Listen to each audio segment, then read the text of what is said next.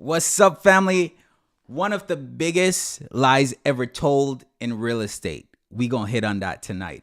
All right, guys, welcome to Brick by Brick Real Estate Podcast. My name is George McPherson. I'm a real estate investor, real estate agent, and coach. I've done plenty of deals as far as real estate. I've done partnerships on deals. I've done lending as well. So I know a little bit of thing or two when it comes to this, but I want to hit on that major thing that people get involved in real estate for. And that is that P word, right? That passive word, that passive income, right? Everybody wants to get in real estate because they're thinking, well, I want to make passive income. But that's the biggest that is the biggest lie as far as that, right?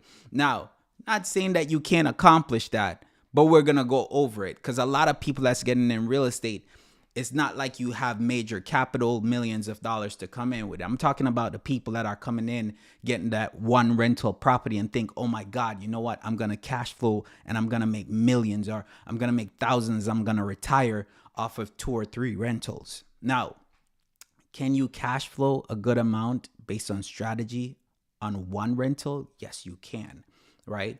But at the same time, for these people that are coming in and saying, you know what, I want passive income, real estate investing is not so much of passive income, and you're being lied to, right? So we're going to go over that and the reasons why.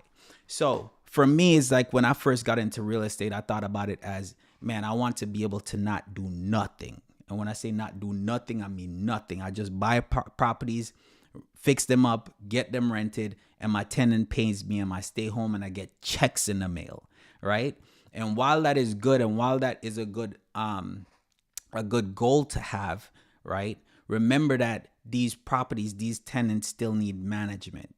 And the thing is, you still have to manage your tenants. Now, we're only talking about you going ahead and doing this yourself, right? We're not involving anybody else as far as property management yet, right? We're not going to talk about property management yet. We're talking about the people right now that are saying, yeah, I want my first rental property. And the thing is, I always recommend, if you only have one rental property, I recommend managing it yourself. That way you get to learn. Manage it at least for a couple months, even to a year, so you could understand what property management is. So after a while, if you feel like, you know what, I want to hand it over to somebody else because I don't want to deal with it, then by all means. But when you're handing it over, you exactly know what they're doing. You have an idea instead of somebody's managing it for you and you don't know nothing about the business. So if you want to get involved in real estate investing, you have to learn about the business. Part of it is managing your tenants, right? And make sure that for one, you have to screen them. So you're not just going to say, hey, you're going to put your property up for rent. And then you'd be like, oh my God, I got my first tenant. You have to find that tenant. And you can't put just anybody in your property. You have to make sure that when you're putting them in, you're screening them, right? This is not the passive part. There's no such thing as passive when it comes to you having the rental properties. There's always something that's going to take place. For one, your tenants. You have to manage them. You have to screen them. If anything happens, you have to make sure that they're taken care of legally, right? Because as a landlord, you're going to have roles. As a tenant, they have roles, and everything is going to be in the lease, right? But at the end of the day, you still have to manage your tenants. The next thing, of course, that you're going to have to do is, if you say, you know what, forget it, I don't want to manage no tenant, I'll just get a property management. Well, cool. You can get a property management as well. But the thing is, you still have to manage that property management. And what I mean by that is, just like anything else, you are running a business. So you can't say you're going to run a business and not oversee what's going on. And then the person that you bring in to manage your tenant or manage your property, they could by all means be taking money from you and you don't know. Okay. So what I mean by that is, if you don't have certain things set in place, a management company can come in and take advantage of you. Meaning that if something that needs to be fixed, a lot of times management companies will have their upcharge on anything. So say, for instance, they have to fix a toilet, because you always hear about broken toilets, right? So if they have to fix a toilet and you're saying, I don't want to have to deal with it, guess what? They're going to charge you a premium. Just like anything else, if the toilet costs $150 to fix, sometimes they'll charge you a 20% premium on that. So you're paying 20% more. You'll have, I've seen where people will not get a check that month. They're expecting checks in the mail, right? You're expecting checks in the mail because you have a tenant. But at the end of the month, you're wondering where your check is. And then you get a call, or you call up your property management, and property management says, well, you know what? To be honest with you, there's no money this month. We have to fix a couple stuff in the property. And you're wondering, well, what do you have to fix? Well, that's a reason why I say manage property management as well, because just like you signing a lease with a tenant, you're signing an agreement with that property management. And if you give them full authority to do anything, now I'm not saying all property management do this, but some of them will just say they do work when they didn't do work. Some of them will say they do the work, and what should cost you $20-$30 end up costing you $60-$80 because they're upcharging. Because one thing is, if you don't know, right, then when you're getting charged, you'd be like, oh, okay, go ahead. I guess I don't get any money this month, right? But that's why I always recommend, if you're a new beginner coming into real estate investing, you always want to make sure that you get some kind of experience or learn from somebody else, right?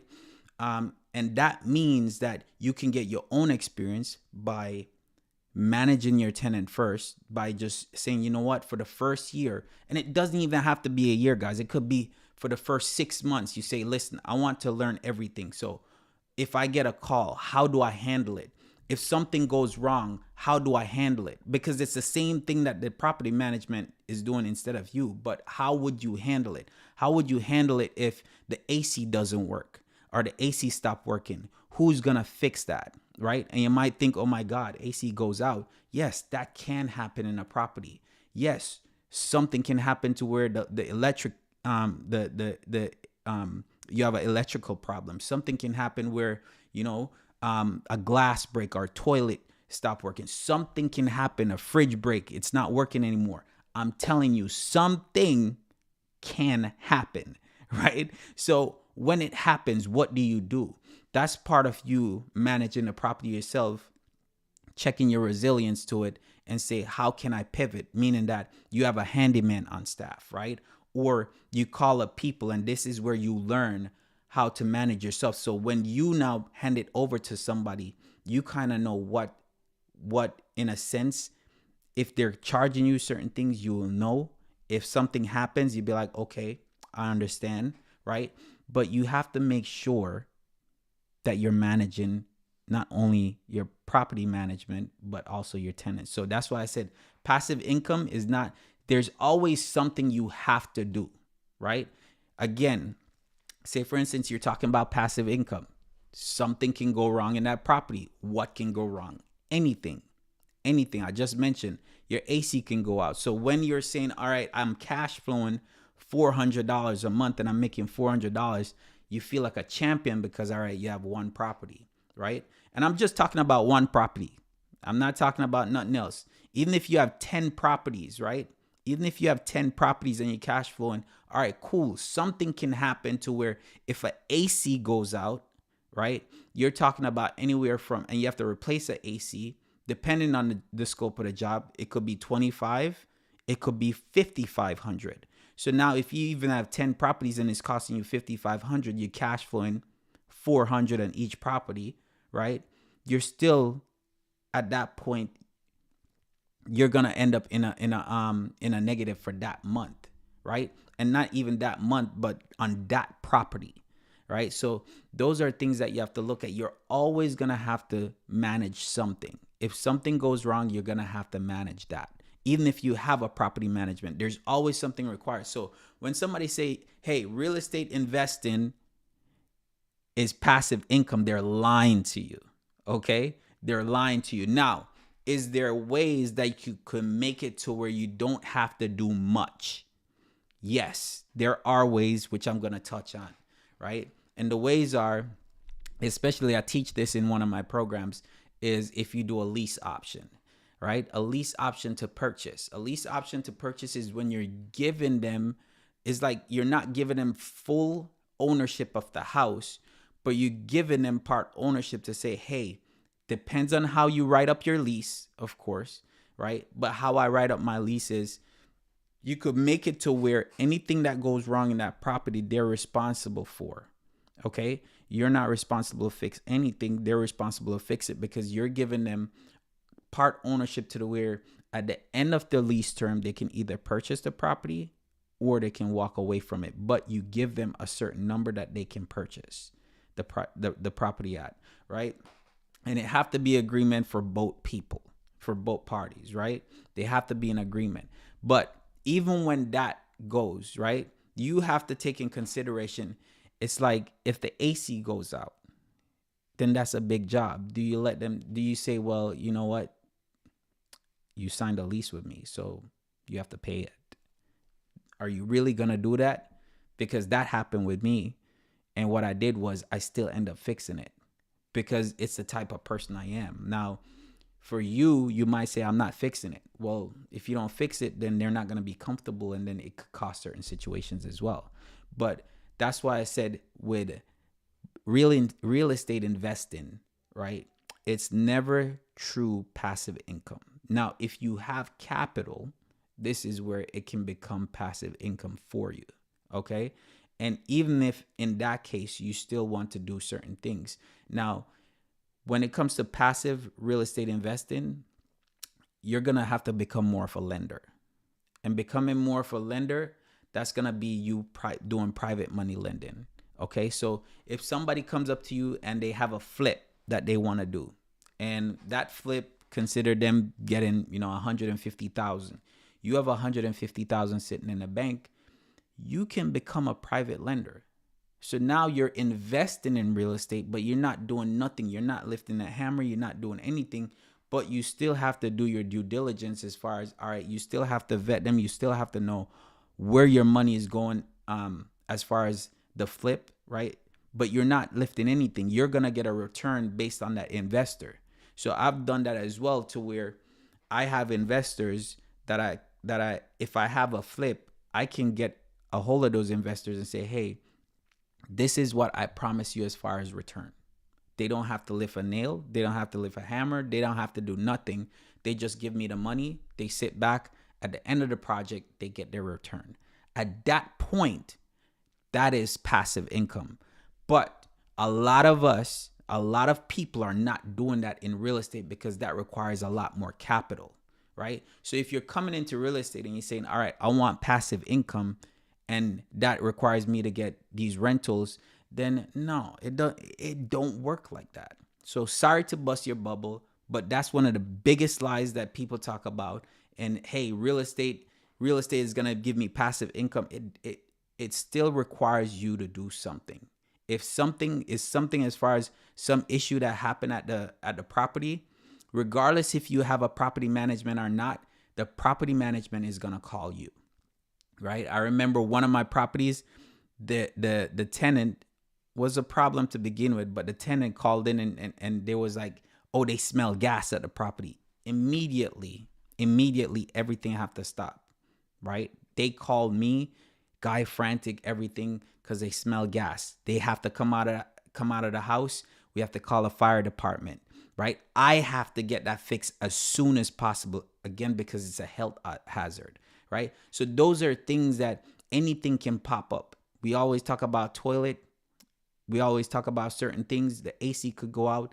There's just little things that you still have to monitor, right? When it comes to you having your properties. Now, if somebody say, hey, I got 10 doors, I got 20 doors, whatever it is, and I get passive, I'm living passive, I'm cash flowing this, it's still bullshit, guys. No matter what, it don't care how many doors you got. Right? It doesn't matter how many doors you have. If you're Grant Cardone, it's a little bit different. But if you're talking about if you got 10 doors, 20 doors, it still requires you to do something. Even if you have a property management, it still requires you to do something.